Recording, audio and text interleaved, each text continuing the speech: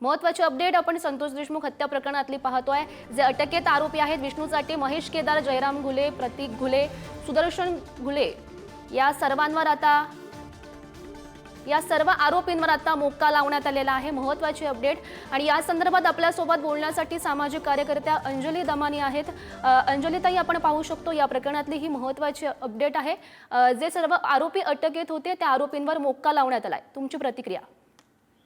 मला वाटतं हे पहिल्याच दिवशी करायला हवं होतं, जेव्हा सगळ्यांनाच माहिती आहे की हे ऑर्गनाइज्ड क्राईम होतं, म्हणजे मोका म्हणजे ऑर्गनाइज्ड क्रिमिनल ऍक्ट। तर ही पहिल्या दिवशीपासून सगळ्यांनाच माहिती होती। आता लावून असा काय फार मोठा तीर मारलाय असं मला वाटत नाहीये। आणि याच्यात त्याचे जे मास्टर माइंड आहेत आणि जी मी कालची PCR वाल्मिक कराड यांची वाचली आणि त्याच्यात जे लिहिलंय ते अतिशय धक्कादायक आहे।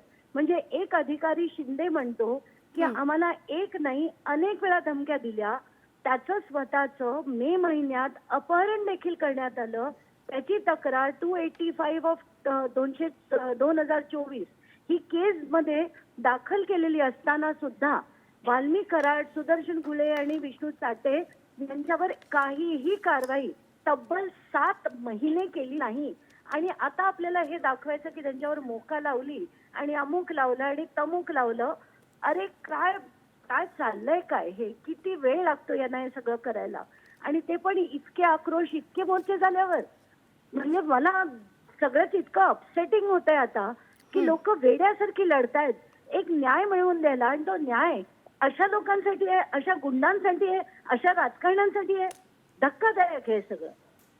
हो, नक्कीच अंजलीताई, नेमकी काय कारवाई होते आता या आरोपींवर हे पाहणं महत्त्वाचं असेल। धन्यवाद दिलेल्या सविस्तर प्रतिक्रियेसाठी।